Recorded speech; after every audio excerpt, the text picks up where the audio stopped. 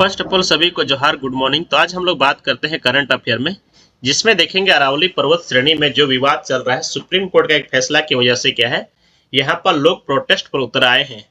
तो इसके बारे में क्या आखिर है, तो इसके बारे में चलिए हम लोग जानते हैं। अगर बात करें अरावली पर्वत, तो ये सबसे क्या है, प्राचीनतम पर्वत श्रेणी है। तो ये अगर प्राचीनतम पर्वत श्रेणी है तो सबसे पहले इसको हम लोग नोट कर ले, क्या है ये आपका प्राचीनतम पर्वत श्रेणी है। अगर इसकी बात करें प्री कैम्ब्रियन युग में इस पर्वत की उत्पत्ति हुई है, यानी कि 600 से 750 मिलियन वर्ष पूर्व इस पर्वत की उत्पत्ति हुई है। और ये दुनिया का सबसे प्राचीनतम वलित पर्वत है। दुनिया का सबसे प्राचीनतम वलित पर्वत, फोल्डेड माउंटेन, यानी कि ये समय के साथ साथ में क्या हो गया, ताप, दाब, हवा, अन्य कारणों की वजह से ये क्या हो गया, धीरे धीरे ये कटते गया। जस्ट लाइक इस प्रकार से आप समझने का प्रयास कीजिए।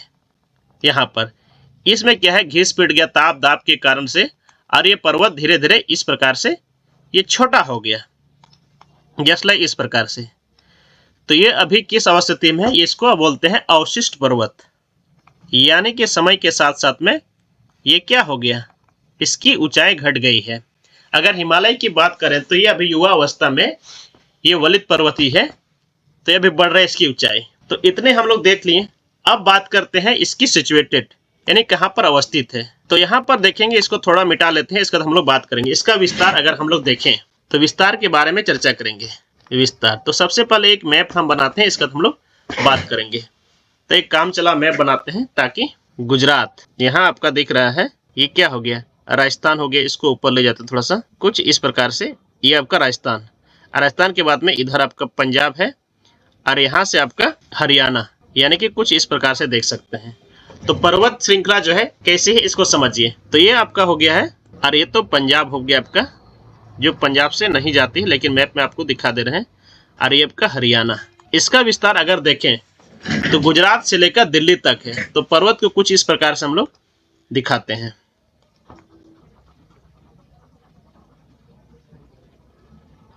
इसकी चौड़ाई जस्ट इसी प्रकार से है। तो कहां से जा रहे हैं, गुजरात का कौन सा क्षेत्र है, तो अगर बात करें पालनपुर, तो ये गुजरात का पालनपुर, यानी कि गुजरात से कहां तक, ये दिल्ली तक इसका विस्तार है, दिल्ली तक।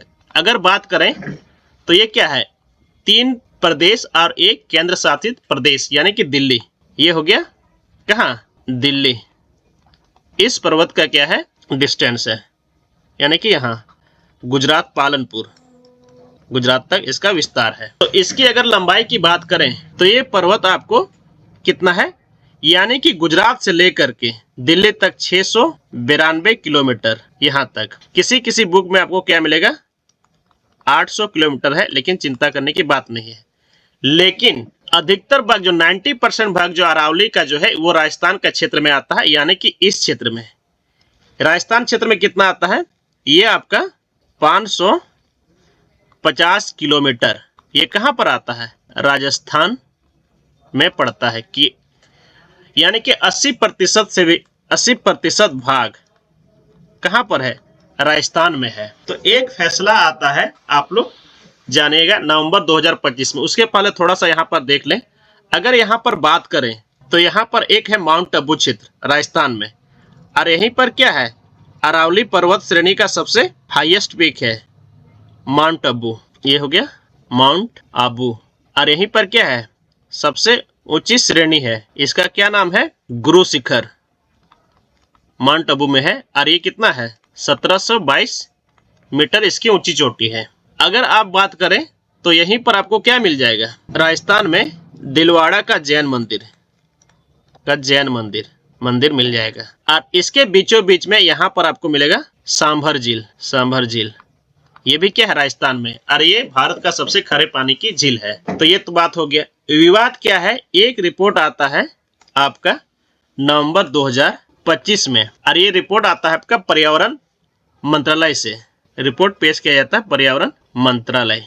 कौन सा रिपोर्ट है, देखिए, एक रिपोर्ट पेश होता है कहां पर, सुप्रीम कोर्ट में पेश होता है। और ये केस पड़ा हुआ था कौन सा, TN बर्मन, TN गोदा बर्मन, इस केस को क्या मिल जाता है, मंजूरी मिल जाता है, यानी कि एक्सेप्ट हो जाता है, एक्सेप्ट, स्वीकार मिल जाता है। इसमें क्या कहा जाता है, तो देखिए इसमें क्या क्या चीजें हैं इसको समझिए।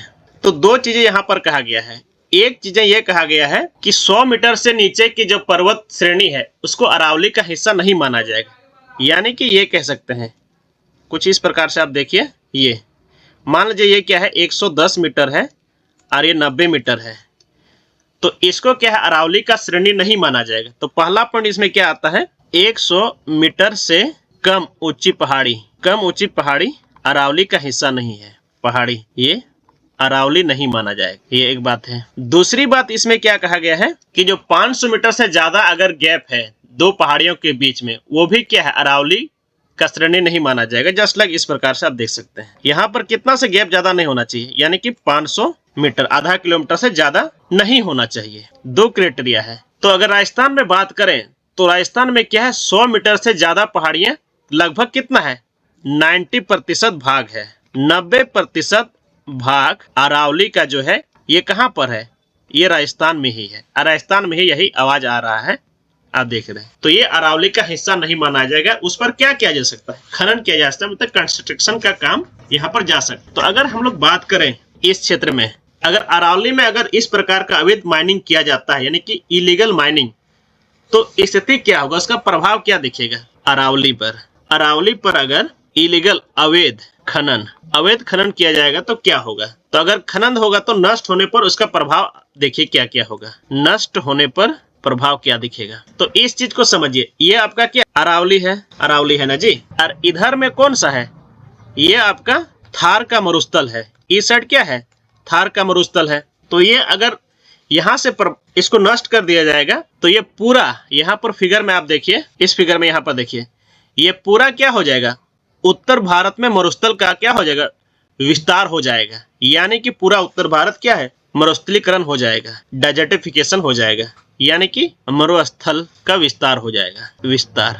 एक तो ये हो जाएगा। दूसरा क्या होगा, जब ये पहाड़ कट जाएगा तो पूरा क्या है, मरुस्थल का विस्तार होने लगेगा, पूरा उत्तर भारत लू और आंधी के चपेट में आ जाएगा, लू धूल भरी आंधी की चपेट में आ जाएगा। तीसरा इसमें क्या होगा, जल का स्रोत, तो ये क्या हो जाएगा, जल का स्रोत में कमी आना शुरू हो जाएगा। और साथ साथ में क्या होगा, जो ग्राउंड वाटर है उस ग्राउंड वाटर का लेवल भी क्या हो जाएगा, खत्म हो जाएगा, ग्राउंड वाटर रिचार्ज खत्म हो जाएगा, ग्राउंड वाटर रिचार्ज या लेवल ये भी क्या हो जाएगा, इस पर भी प्रभावित होगा, यानी कि कमी आने लगेगा। और इसके साथ में अगर ये क्या होगा तो यहाँ की जो भी जीव जंतुएं हैं, वनस्पतियां हैं, इस पर भी प्रभाव पड़ेगा। कहने का मतलब क्या होगा, जैव विविधता में कमी आएगी, जैव विविधता कमी आएगी। और अगला क्या आ जाएगा, आप देखिएगा यहाँ से मानसून जब आती है, यानी कि भारत का दो शाखा से मानसून आती है, एक बंगाल की खाड़ी का शाखा, एक अरब सागर की शाखा।